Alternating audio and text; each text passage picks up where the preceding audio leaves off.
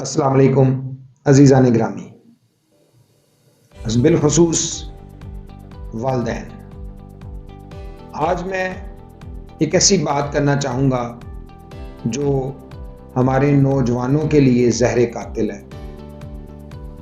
اس بات کی تمہید میں جائے بغیر میں صرف یہ کہنا چاہوں گا کہ یہ ایک ایسا سنگین مسئلہ ہے جس سے ہماری نسل کے لیے مسائل ہیں، تو ہمیں اپنی نسل کو بچانا ہے، کیونکہ پاکستان بدقسمتی سے ایسے لوگوں کے ہتھے چڑھا ہوا ہے جنہوں نے اس کو بازیچہ اطفال بنا دیا۔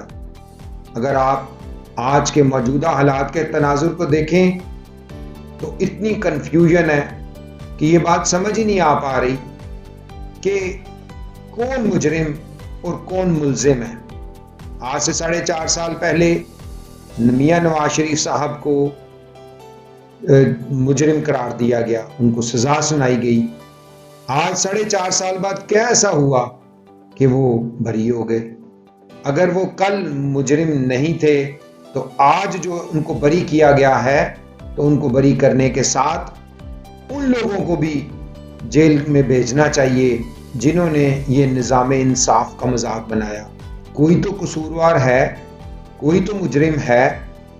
پاکستانی عوام کی اکثریت یقیناً کمزور ذہن کی مالک ہے، بھول جاتی ہے، یا اس مینڈک کی طرح جو ایک بڑے سے دیچکے میں پڑا ہوتا ہے اور نیچے آگ جلائی جا رہی ہوتی ہے۔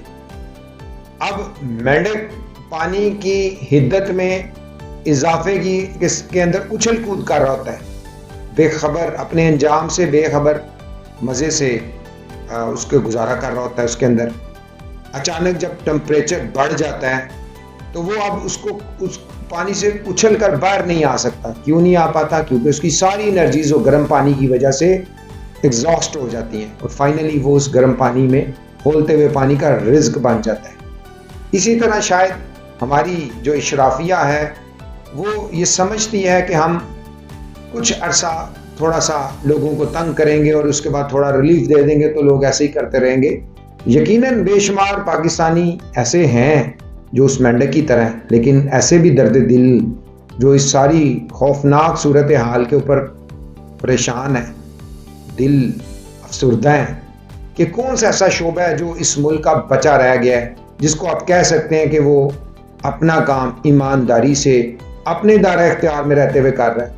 ہر کوئی ایک دوسرے کی ڈومین میں کام کر رہا ہے، جو مردانے کار رجال کار ہے ہی نہیں۔ وہ کہتے ہیں نا کہ موت قحط کے دنوں میں ارزاں ہوتی ہے، اور اگر قحط الرجال ہو جائے تو زندگانی ارزاں ہو جاتی ہے۔ آپ پاکستان میں کوئی ایسی جگہ دکھا دیں جہاں پہ زندگانی ہے، لوگ خرچ ہو رہے ہیں، بسر کی جا رہی ہے، لوگوں زندگی بسر کر رہے ہیں لوگ کہ جیسے کہ ان کی مجبوری ہو، تو کوئی نہیں سوچ رہا۔ اور جو صورتحال بن چکی ہے اس میں مزید پریشان کن صورتحال یہی ہے کہ کتنی بدقسمتی ہے، کتنی بڑی منافقت ہے کہ یہ لوگ عوام کے نام پر عوام کے لیے مسائل کریٹ کر رہے ہیں، اور عوام ہے کہ وہ اپنے انجام سے بے خبر ہے۔ ان کو یہ بات بارہا یاد رکھنی چاہیے کہ اللہ کے نبی خاتم النبیین حضرت محمد صلی اللہ علیہ وآلہ وسلم نے فرمایا کہ تم سے پہلے بے شمار قوموں کو اس لیے برباد کر دیا گیا کہ وہاں پہ قانون کا دوہرا معیار تھا۔ تو کوئی طاقتور جو غلط کام کرتا تھا اس کو فوری سزا دے دی جاتی تھی، اور جب کمزور کرتا تھا تو اس کو جو ہے وہ کہ وہ جو طاقتور ہے اس کو سزا نہیں دی جاتی تھی اور کمزور کو سزا دے دی جاتی تھی۔ تو ہمیں اس بات کو سامنے رکھنا ہے کہ یہ بہت بڑی بات ہے، اس کا انجام بڑا بھیانک ہے اگر یہ سمجھتے ہیں۔ ویسے بھی قرآن کے مطابق منافقین کی جو نشانیاں ہیں وہ 3 بڑی نشانیاں یہی ہیں کہ وہ بظاہر ایمان لانے کا دعویٰ کرتے ہیں، لیکن جب وہ دل سے ایمان نہیں لائے ہوتے، اور لوگوں کی خیر خواہی کی بات کرتے ہیں امن کی بات کریں گے, خوشحالی کی بات کریں گے, لیکن اس پہ عمل نہیں کریں گے. اسی طرح ہی کہ جب وہ وعدہ کریں گے تو وعدہ خلافی کریں گے, بولیں گے تو جھوٹ بولیں گے. پاکستان بدقسمتی سے دنیا کا وہ واحد ملک ہے جہاں پہ لوگ فطرتاً جھوٹ بولتے ہیں اور پھر اس پہ فخر بھی کرتے ہیں. ورنہ تو پوری دنیا میں کچھ لوگ مصلحتاً جھوٹ بولتے ہیں, کچھ عادتاً بولتے ہیں, لیکن ہم تو فطرتاً بولتے ہیں اور فخر بھی کرتے ہیں, تو جھوٹے بھی ہیں. اور گالی گلوچ ہمارا کلچر بن گئے, وہ گالی گلوچ پہ اترتے ہیں, وعدہ خلافی کرتے ہیں. ہمارے ہاں کون سا ایسا کام ہے جو یہاں پہ تو 90 دن کا کہہ کے 9 سال الیکشن ہی نہیں ہوتے. یہاں پہ عہد کی پاسداری کیا کی جاتی ہے یہ آپ کے سامنے. تو عزیزان گرامی, اس وقت میں والدین سے یہ بات کہنا چاہ رہا ہوں کہ دیکھیں گورنمنٹ نے کس طریقے سے یہ سارے سسٹم کو برباد کیا.